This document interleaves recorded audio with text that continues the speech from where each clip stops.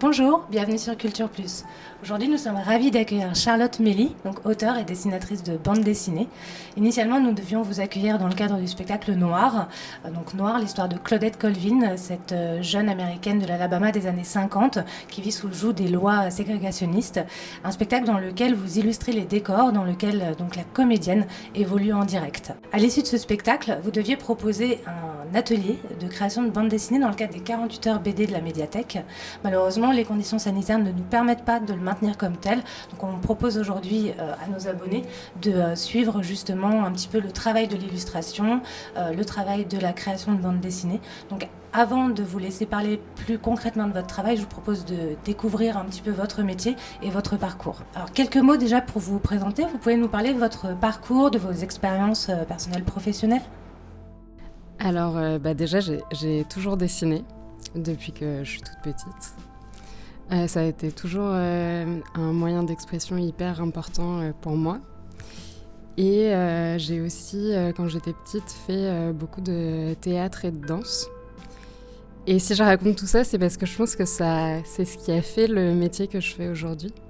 Ensuite, quand j'ai eu à peu près 15 ans, j'ai voulu être designer. Alors j'ai commencé des études d'art appliqué qui m'ont ensuite fait découvrir la scénographie. Et j'ai eu envie de faire des études plus de scénographie et de théâtre. Mais j'ai d'abord commencé par faire un BTS de communication visuelle et de graphisme qui m'ont plus conduite vers l'illustration. Et ensuite seulement, je suis rentrée à l'ENSAT en scénographie. Et c'est à la suite de mes études à l'ENSAT que j'ai rencontré Cyril Bourgois, qui est marionnettiste, et qui m'a fait tout de suite travailler la marionnette sur le plateau. Donc c'était vraiment un mélange entre la partie illustration, la partie spectacle, manipulation en direct sous une caméra, donc comme une sorte de création de film d'animation en temps réel. Et après, sur différents spectacles, j'ai commencé à développer plus le dessin en direct, et entre autres avec Lucie Nicolas et le collectif F71. Vous êtes donc illustratrice sur le spectacle Noir et le concert illustré Songbook. Comment on aborde vraiment le travail d'illustration en direct pendant un spectacle devant un public ?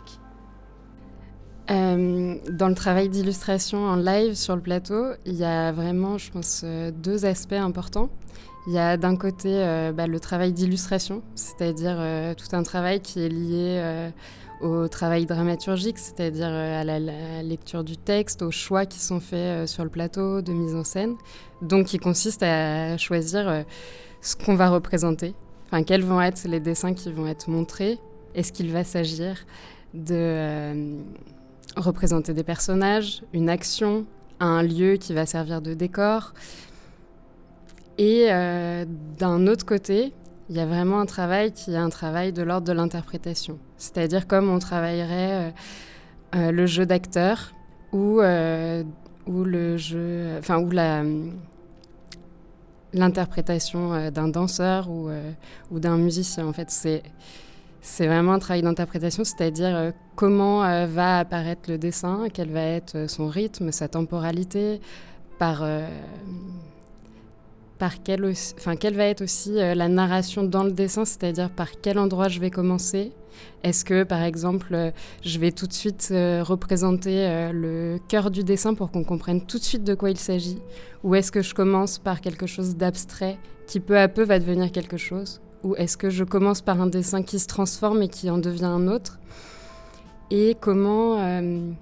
donc ça, c'est les aspects plus narratifs, mais il y a aussi comment je vais moi-même être sur le plateau, c'est-à-dire que contrairement à un travail d'illustratrice pour de la bande dessinée, où c'est juste le dessin fini qui compte, sur un plateau, c'est vraiment toute la durée du dessin qui compte, pas tellement le dessin une fois qu'il est terminé, et la manière dont il va être dessiné, c'est-à-dire que tout le corps compte, tout joue, tout est vu.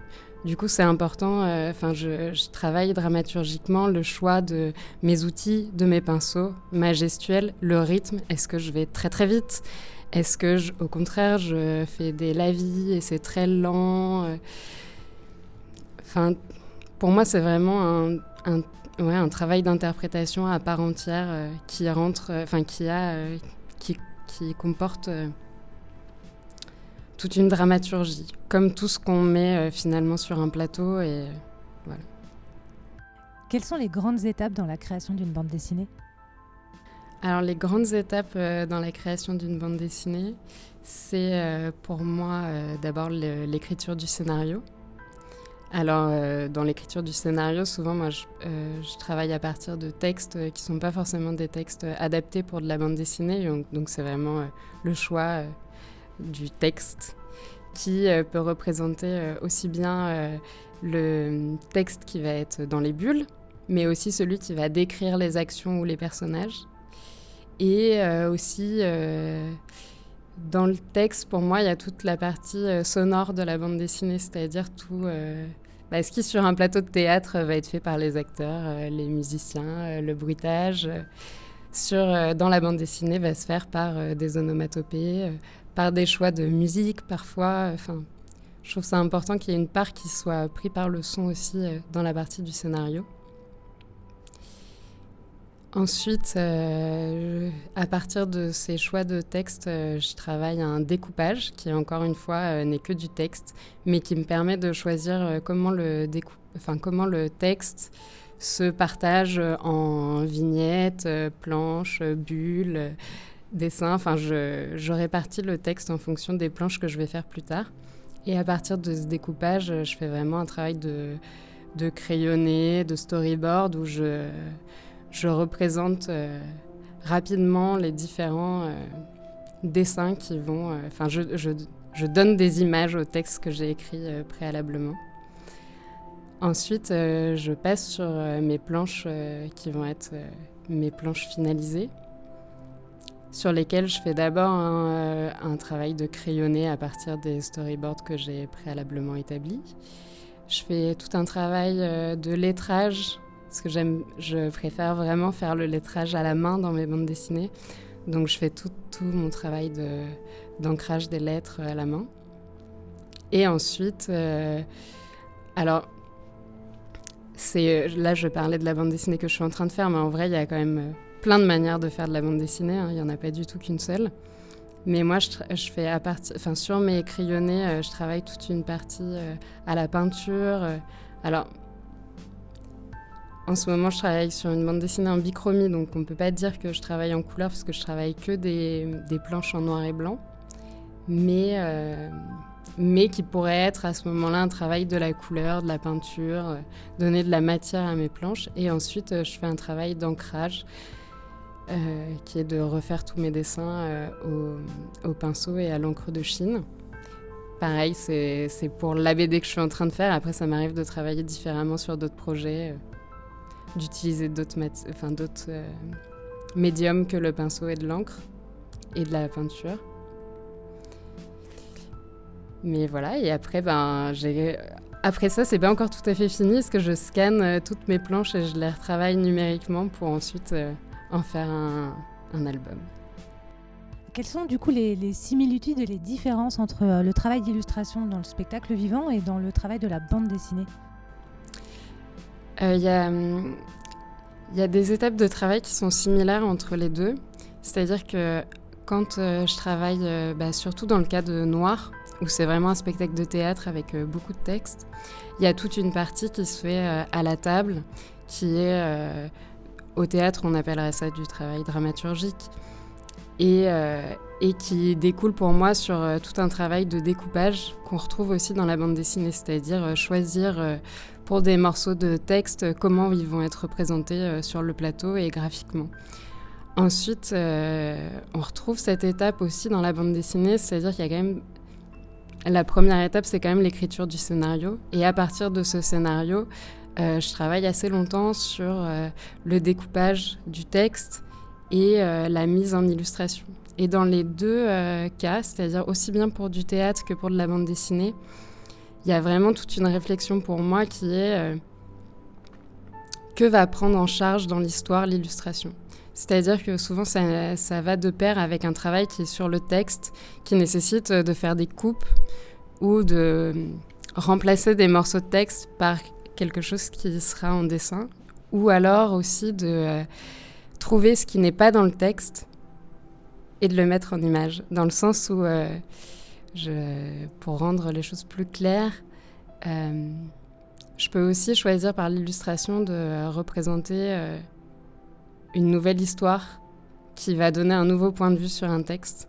Et c'est cette partie du travail qui m'intéresse vraiment, c'est-à-dire comment est-ce qu'on utilise le dessin aussi bien sur le plateau que dans une bande dessinée comme un moyen narratif à part entière. Pour ce qui est du théâtre, après cette partie-là, c'est vraiment un travail de dessin au plateau. En général, j'ai directement une table et une caméra et un écran sur le plateau. Il y a beaucoup de choses qui se font en parallèle du jeu et ensuite dans la mise en scène. Il y a tout un temps où d'abord je cherche les dessins sur le plateau, voir ce que ça représente, et ensuite on prend vraiment des temps pour voir comment le dessin apparaît en fonction de ce qui se passe au plateau, du chant, du jeu d'acteurs, de la musique, tout ce qui peut se passer sur un plateau de théâtre. Alors qu'en bande dessinée, l'étape qui suit le storyboard, souvent c'est la création de mes planches, on va dire, définitives. C'est-à-dire que je vais ensuite aboutir à des dessins terminés qui vont passer par un crayonné, un lettrage, un ancrage, de la couleur, de la peinture, les différentes étapes qui font la bande dessinée. Mais oui, la différence fondamentale, je pense, c'est que le dessin sur un plateau, c'est un dessin qui est en mouvement et où chaque instant du dessin vient raconter quelque chose, alors qu'en bande dessinée, c'est le dessin terminé qui vient raconter l'histoire. Et afin de compléter cette vidéo, je vous propose de retrouver dans les commentaires les liens vers le teaser du spectacle Noir et le site internet de Charlotte Mélie pour découvrir son travail. Merci Charlotte.